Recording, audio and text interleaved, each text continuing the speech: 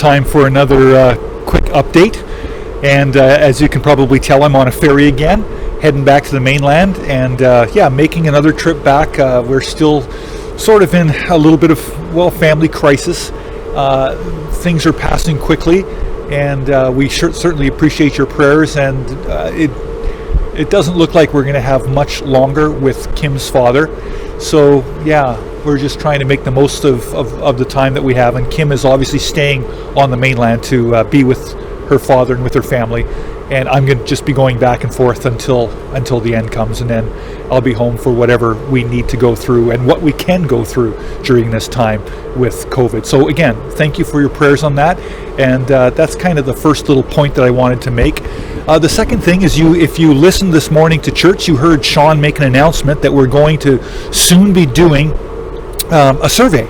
So this will be sort of a 360-degree ministry survey of the whole church, and what we really need is everybody to be involved in it as much as possible.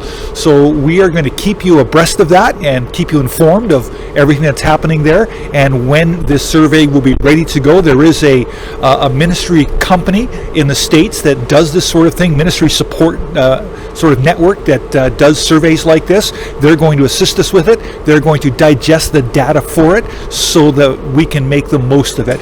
And really the principle behind all of this is that the more information we have, the better decision we can make. So the more we're aware of where our church is at on every level, the more we can prepare for our future. And we need to hear from you for that, to find that information out. So I'm asking all of you to, as we get this rolled out, to do whatever it takes to get it done. We'll help you. We'll assist you in whatever way you might need help to get it done, but it's our goal, it's our hope that everybody in the church will fill out this survey.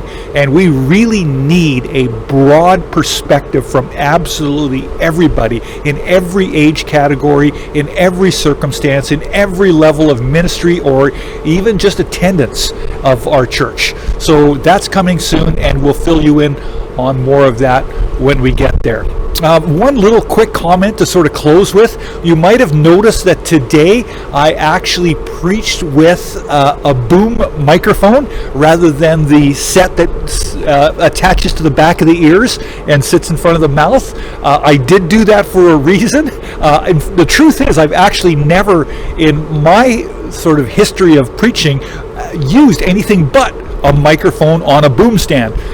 And you might have noticed by now that I'm a little bit of a shouty preacher. I get pretty riled up and pretty excited when I speak, and I use a lot of volume. I go up and down in my volume a lot. And one of the things that I've learned to do with a microphone on a boom stand is to actually back off of it when I get louder and come up to it when I get a lot softer. So I can regulate that. With the headset that sits right by my mouth, there's no getting away from it. It's just going to pick up everything at the same rate of volume, whether I'm loud or not. It's going to pick up exactly that. So I can't really back away from it when I get loud. So I thought I'd try that today. I'd love your feedback on that if that helps. Trying to avoid the scenario where someone's in your house who's not really listening to the sermon and going, what's all that shouting about? You know, what's that preacher's kind of loud? He sounds mad. Trying to avoid that sort of thing as much as I can. And yet the enthusiasm is part of who I am when I speak. So let me know what you think about that.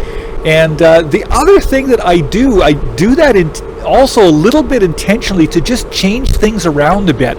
Not that I want to just do change for the sake of change, but I am a transitional pastor, and one of my jobs is to get the church ready for change. Because you know what? Change is coming. A whole new pastor and his family are coming, and they're going to bring some levels of change. They'll do things somewhat differently, at least at some levels, probably more than we first think. They'll come and make some subtle changes and maybe even some more significant changes. And if you can think back in the past when new pastors have come, you'll remember that they brought with them certain amounts of change. And some of that we very much want to kind of shake us up and give us some different perspective, some new perspective, and to move us into areas that we maybe have been a little bit deficient or a little bit maybe even shy to move into. We don't want to just replicate the pastors of the past. that's not, because the pastors of the past have set us up for the future, not the past. So we want to build on top of the pastors of the past, and that means some things will be done differently. So I come in and I start to make a few changes, and I can tell everybody they're just temporary changes because I'm leaving, so people feel okay with that, or they accept that a little bit better. But the truth is, I'm actually preparing people for change, and that's my hope. So if you can imagine that, that's exactly what I'm doing. All right. Let me just fill in a few more things for you here, just sort of in the processes that we're working our way through as a church in transition. You know, the first thing that we sort of dealt with, I've been here for almost 5 months now. I'm in my halfway into my 5th month. So the first thing that we worked through was closure, and that was just sort of ending well and finishing well with exiting out of Leland's pastorship and saying goodbye, and you know, sort of working through some of the grief, some of the change, some of the just difference of him moving on and not being with us anymore. And then there's this phase of regaining stability. That's sort of the second phase of the transitional process, and sort of working to address anything that's urgent, any issues, sort of regaining sort of the life of the church and keeping it moving forward in the absence of its pastor, its previous pastor. And then the next phase is, and we've been in that phase for the past few months, and then the next phase is actually this phase of assessment of the church, and that's kind of what we're heading into now. And one of the reasons it takes a few months for someone like myself to head into that assessment phase is that I need to actually gain a level of just confidence with you people, and a level of familiarity that you know me well enough to allow me to sort of lead you through a sort of a self-assessment process. So that's where we're sort of heading into now, this assessment process, and then from there it'll be preparation for the pastoral search.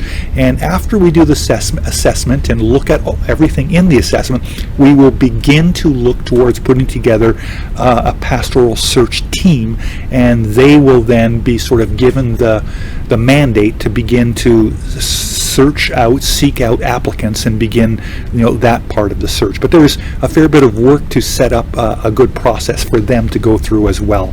So that's what we'll be doing sort of after this assessment process is complete.